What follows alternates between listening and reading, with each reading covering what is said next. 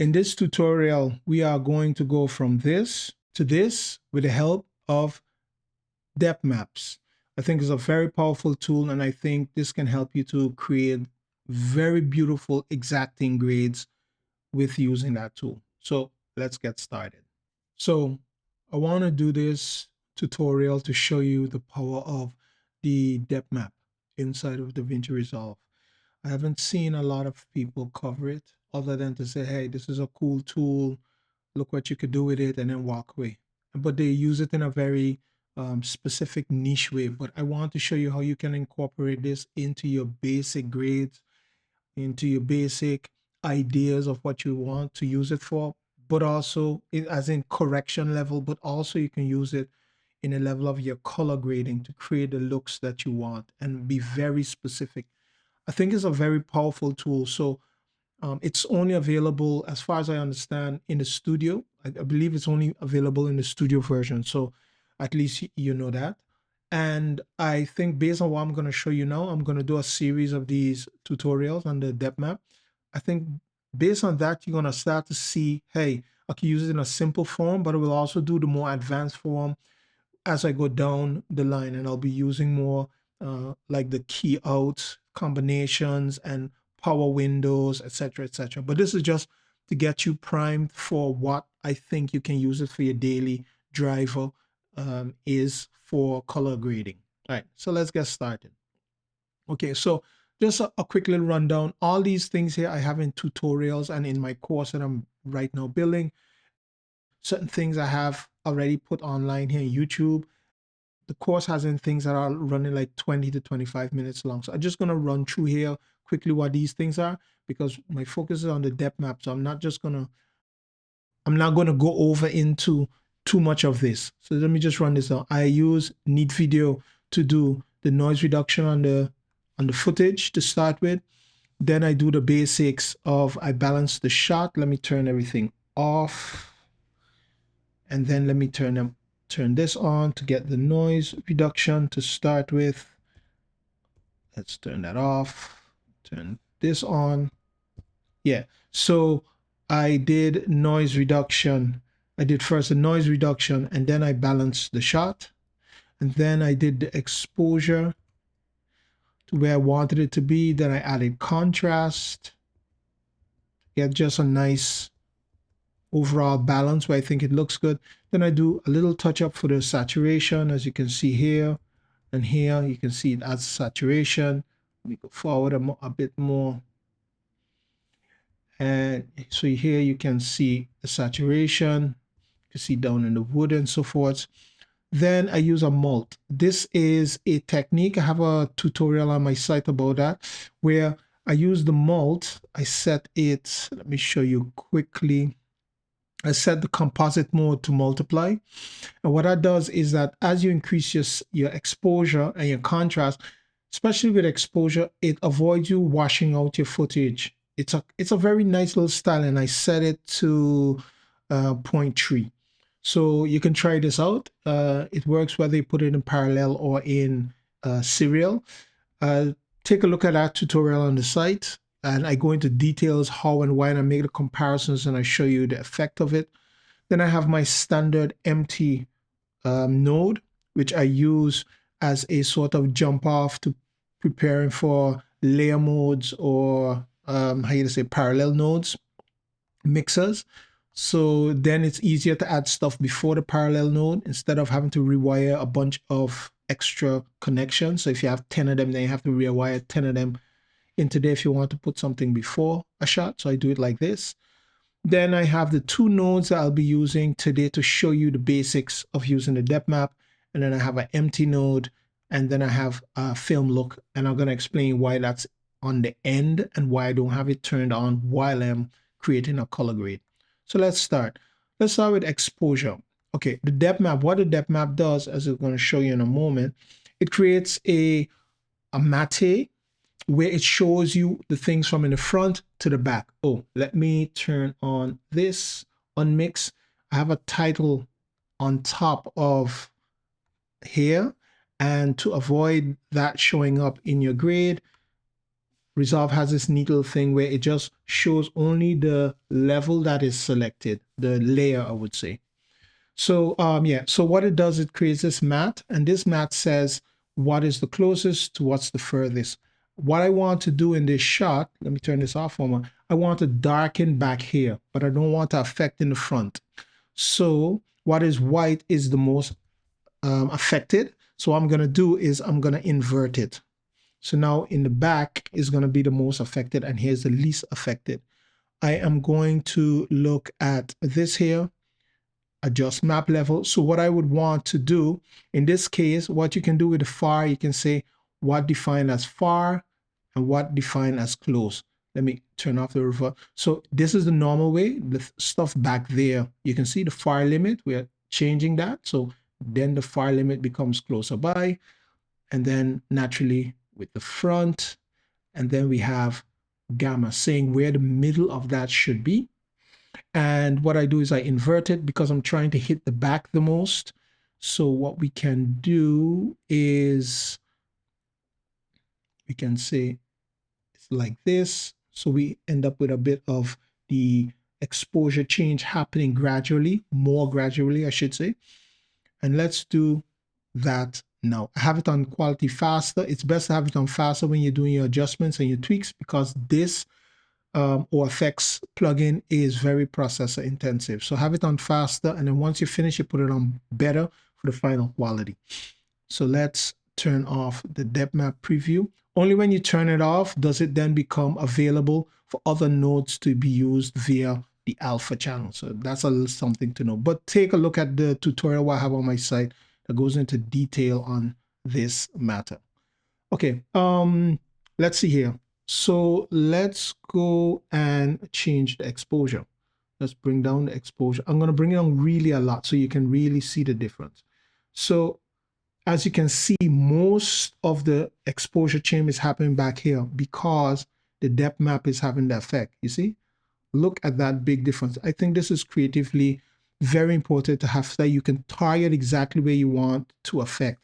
And if I wanted more of the front to get affected, all I had to do is just adjust this so that it comes more there, and then turn this off.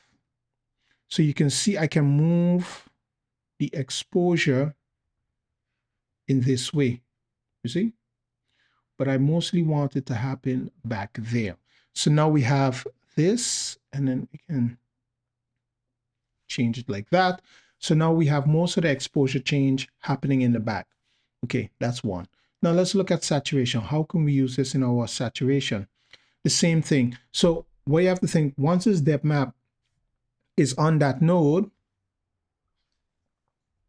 any correction you do on that node is influenced by the, let's say, the matte that is generated. So the matte affects whatever color grade you have happening on top of it. It says where that color grade or where that effect will be executed. So let's go to here now, and let's also turn on, let's turn off this one for a moment. Let's turn on the sat so we can focus just on the saturation. So what I want is the front to be the most saturated. So I can go in here and I can say the far, we want the far to be like that. So now very little, not very, but almost no saturation is going to happen here, but it's going to mostly be happening in the front, as you can see from the image. So let's then turn off the matte, go in here, and now I'm going to just do an extreme for you. Let's go into here and let's turn up the saturation. You see, most of the saturation now is happening in the front.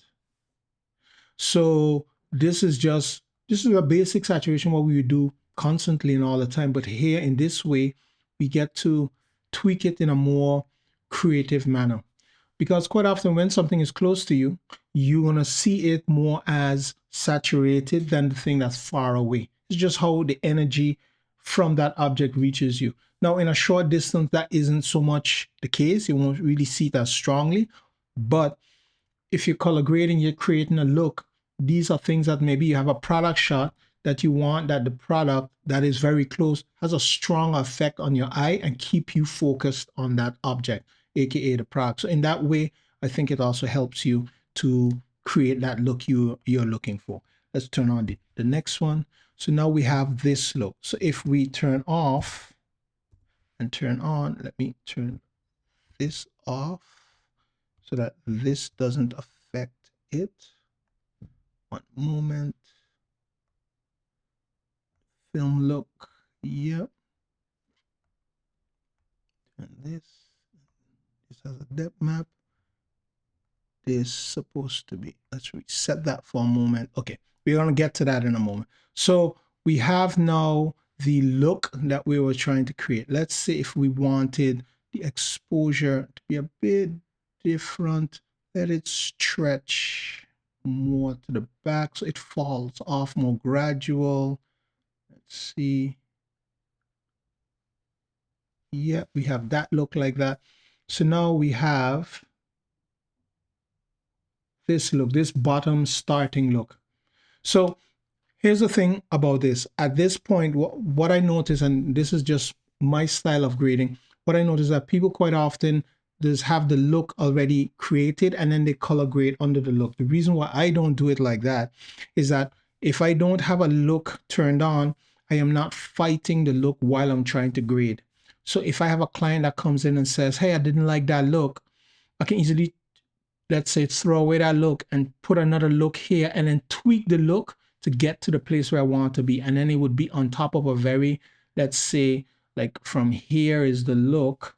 I can turn this off and I have a very stable base to put any look that I want. And this already just looks basically like as if I shot it out the camera, exposed properly, angled properly and everything. So now I can just put whatever look I want from that point on. So from here, I've been creating the look, the grade.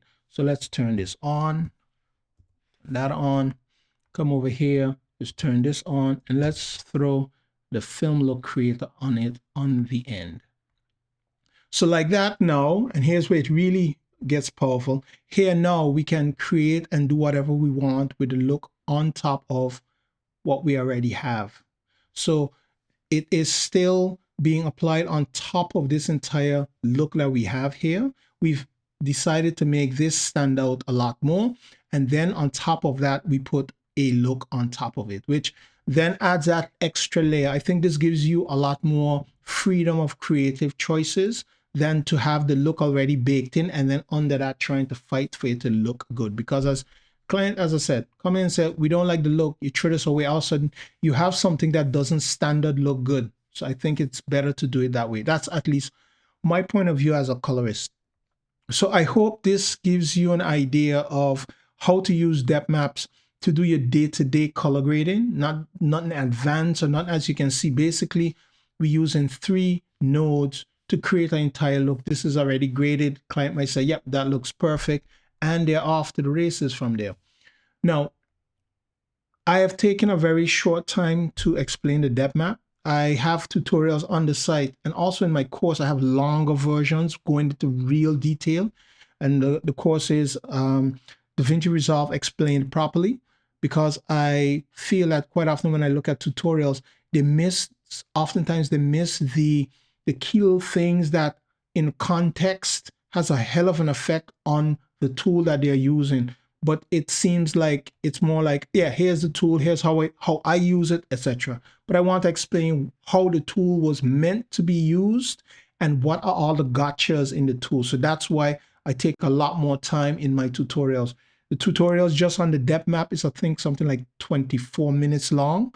And I go through everything and I explain you things like what's the effect of the OFX alpha and why you want them on, what it means to have those things on, what it means when you turn off and on the depth map, like I just now explained. Once you turn it off, then the output of the alpha becomes available for the next thing. So those little gotchas and explanations is what I cover in all my tutorials when I focus down on one tool.